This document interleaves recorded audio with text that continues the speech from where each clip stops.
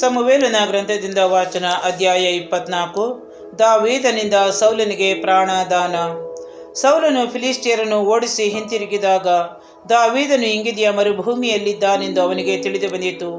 ಆಗ ಅವನು ಇಸ್ರಾಯೇಲರಲ್ಲಿ ಶ್ರೇಷ್ಠರಾದ 3,000 ಮಂದಿ ಸೈನಿಕರನ್ನು ಆರಿಸಿಕೊಂಡು ಕಾಡು ಗುರಿ ಬಂಡೆಗಳಲ್ಲಿದ್ದ ದಾವೀದನನ್ನು ಅವನ ಜನರನ್ನು ಹುಡುಕುವುದಕ್ಕಾಗಿ ಹೊರಟನು.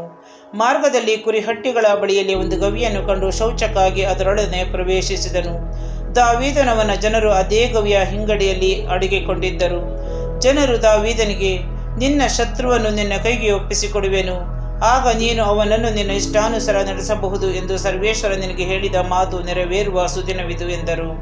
ಅವನೆದ್ದು ಮೆಲ್ಲಗೆ ಹೋಗಿ ಸೌಲನ ನಿಲುವಂಗಿಯ ಮೂಲೆಯನ್ನು ಕತ್ತರಿಸಿಕೊಂಡನು. ಆ ನಂತರದಲ್ಲೇ ಸೌಲನ ನಿಲುವಂಗಿಯ ಮೂಲೆಯನ್ನು ಕತ್ತರಿಸಿದ್ದಕ್ಕಾಗಿ ಅವನ ಮನಸ್ಸಾಕ್ಷಿ ಅವನನ್ನು ಹಂಗಿಸತೊಡಗಿತು. ಅವನು ತನ್ನ ಜನರಿಗೆ, ಆತ ಸರ್ವೇಶ್ವರನಿಂದ ಅಭಿಷಿಕ್ತನು ಹಾಗೂ ಆತನು ನನ್ನ ಒಡೆಯನು ಆಗಿದ್ದಾನೆ. ನಾನು ನಿಮ್ಮ ಮಾತು ಕೇಳಿ ಸರ್ವೇಶ್ವರನ ಅಭಿಷಿಕ್ತನ ವಿರೋಧವಾಗಿ ಕೈ ಎತ್ತದಂತೆ ಆ ಸರ್ವೇಶ್ವರನೇ ನನಗೆ ಅಡ್ಡಿ ಮಾಡಲಿ ಎಂದನು. ಹೀಗೆ ಸೌಲನಿಗೆ ವಿರುದ್ಧ ತನ್ನ ಜನರು ದಂಗೆ ಏಳದಂತೆ ತಡೆದನು. ಸೌಲನು ಗವಿಯಿಂದ ಹೊರಗೆ ಬಂದು ಸ್ವಲ್ಪ ದೂರ ಹೋದ ಮೇಲೆ ದಾವೀದನು ಹೊರಗೆ ಬಂದು, ಅರಸರೇ, ನನ್ನ ಒಡೆಯರೇ ಎಂದು ಅವನನ್ನು ಕೂಗಿದನು. ಸೌಲನು ಹಿಂತಿರುಗಿ ನೋಡಿದನು.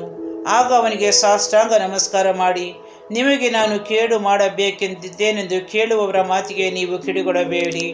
ಇಂದು ಈ ಗವಿಯಲ್ಲಿ ಸರ್ವೇಶ್ವರ ನಿಮ್ಮನ್ನು ನನ್ನ ಕೈಗೆ ಒಪ್ಪಿಸಿಕೊಟ್ಟಿದ್ದಾರೆಂಬುದು ಈಗ ನಿಮಗೆ ಗೊತ್ತಾಗಿರಬೇಕು. ನಿಮ್ಮನ್ನು ಕೊಂದು ಬಿಡಬೇಕೆಂದು ಕೆಲವರು ನನಗೆ ಹೇಳಿದರು, ಆದರೆ ನಾನು ಅವರಿಗೆ ಸರ್ವೇಶ್ವರನಿಂದ ಅಭಿಷಿಕ್ತರಾದ ನನ್ನ ಒಡೆಯರ ಮೇಲೆ ಕೈ ಎತ್ತುವುದಿಲ್ಲ ಎಂದು ಹೇಳಿ ನಿಮ್ಮನ್ನು ಉಳಿಸಿದೆ. ನೀವು ನನ್ನ ತಂದೆ, ಇಗೋ ನೋಡಿ, ನನ್ನ ಕೈಯಲ್ಲಿ ನಿಮ್ಮ ನಿಲುವಂಗಿಯ ತುಂಡು ಇದೆ. ನಾನು ನಿಮ್ಮನ್ನು ಕೊಲ್ಲದೆ ನಿಮ್ಮ ನಿಲುವಂಗಿಯ ಮೂಲೆಯನ್ನು ಕತ್ತರಿಸಿಕೊಂಡೆನಷ್ಟೇ. ಇದರಿಂದ ನನ್ನಲ್ಲಿ ಯಾವ ದೋಷವೂ ಅಪರಾಧವೂ ಇರುವುದಿಲ್ಲ. ನಾನು ನಿಮಗೆ ವಿರೋಧವಾಗಿ ದ್ರೋಹ ಮಾಡಲಿಲ್ಲ ಎಂದು ತಿಳಿದುಕೊಳ್ಳಿ. ಆದರೂ ನೀವು ನನ್ನ ಪ್ರಾಣಕ್ಕೆ ಹೊಂಚು ಹಾಕುತ್ತಿದ್ದೀವಿರಲ್ಲವೇ?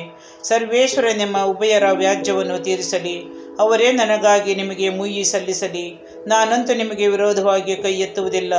ಇಸ್ರಾಯೇಲರಲ್ಲಿ ಕೆಟ್ಟವರಿಂದಲೇ ಕೇಡು ಎಂಬುದಾಗಿ ಹಿರಿಯರಿಂದ ಬಂದ ಗಾದೆಯುಂಟು. ನಾನು ನಿಮಗೆ ವಿರೋಧವಾಗಿ ಕೈ ಎತ್ತುವುದಿಲ್ಲ. ಇಸ್ರಾಯೇಲರ ಅರಸರೇ, ಯಾರನ್ನು ಹಿಂದಟ್ಟಿ ಹೊರಟಿದ್ದೀರಿ? ಯಾರನ್ನು ಬಡಿಯಬೇಕೆಂದಿದ್ದೀರಿ? ಸತ್ತ ನಾಯಿಯನ್ನೇ, ಒಂದು ಬಡ ಸೊಳ್ಳೆಯನ್ನೇ? ಸರ್ವೇಶ್ವರ ನ್ಯಾಯಾಧಿಪತಿಯಾಗಿ ನಮ್ಮಿಬ್ಬರ ವ್ಯಾಜ್ಯವನ್ನು ತೀರಿಸಲಿ.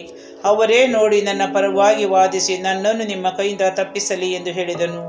ದಾವೀದನ ಮಾತುಗಳು ಮುಗಿದ ನಂತರ ಸೌಲನು, ದಾವೀದನೇ, ನನ್ನ ಮಗನೇ, ಇದು ನಿಜವಾಗಿಯೂ ನಿನ್ನ ಸ್ವರವೇ ಎಂದು ಗಟ್ಟಿಯಾಗಿ ಅತ್ತನು. ಇದಲ್ಲದೆ ಅವನು ದಾವೀದನಿಗೆ, ನೀನು ನನಗಿಂತ ನೀತಿವಂತ. ನಾನು ನಿನಗೆ ಕೇಡು ಮಾಡಿದರೂ ನೀನು ನನಗೆ ಒಳ್ಳೆಯದನ್ನೇ ಮಾಡಿದೆ. ಸರ್ವೇಶ್ವರ ನನ್ನನ್ನು ನಿನ್ನ ಕೈಗೆ ಒಪ್ಪಿಸಿಕೊಟ್ಟರೂ ನೀನು ನನ್ನನ್ನು ಕೊಲ್ಲಲಿಲ್ಲ. ಆದ್ದರಿಂದ ನೀನು ನನಗೆ ಹಿತವನ್ನೇ ಮಾಡುವನೆಂಬುದು ಈ ದಿನ ಖಚಿತವಾಯಿತು. ಯಾವನಾದರೂ ತನ್ನ ಕೈಗೆ ಸಿಕ್ಕಿದ ವೈರಿಯನ್ನು ಸುಕ್ಷೇಮದಿಂದ ಕಳುಹಿಸಿ ಬಿಡುತ್ತಾನೆಯೇ? ನೀನು ಈ ದಿನ ನನಗೆ ಮಾಡಿದ ಉಪಕಾರಕ್ಕಾಗಿ ಸರ್ವೇಶ್ವರ ನಿನಗೆ ಪ್ರತ್ಯುಪಕಾರ ಮಾಡಲಿ. ಕೇಳು, ನೀನು ಹೇಗೂ ಅರಸನಾಗುವೆ ಎಂದು. ಇಸ್ರಾಯೇಲ್ ರಾಜ್ಯ ನಿನ್ನ ಆಳ್ವಿಕೆಯಲ್ಲಿ ಸ್ಥಿರವಾಗುವುದೆಂದು ಬಲ್ಲೆ. ಹೀಗಿರುವುದರಿಂದ ನೀನು ನನ್ನ ಸಂತಾನವನ್ನು ನಿರ್ಮೂಲ ಮಾಡುವುದು ಇಲ್ಲವೆಂದು, ನಮ್ಮ ಕುಲದಿಂದ ನನ್ನ ಹೆಸರನ್ನು ತೆಗೆದುಹಾಕುವುದಿಲ್ಲವೆಂದು ಸರ್ವೇಶ್ವರನ ಹೆಸರಿನಲ್ಲಿ ಪ್ರಮಾಣ ಮಾಡು ಎಂದು ಬೇಡಿಕೊಂಡನು. ಹಾಗೆಯೇ ದಾವೀದನು ಪ್ರಮಾಣ ಮಾಡಿದನು. ಆ ನಂತರ ಸೌಲನು ತನ್ನ ಮನೆಗೆ ಹೊರಟನು. ದಾವೀದನು ತನ್ನ ಜನರೊಡನೆ ಆಶ್ರಯಗಿರಿಗೆ ಮರಳಿದನು.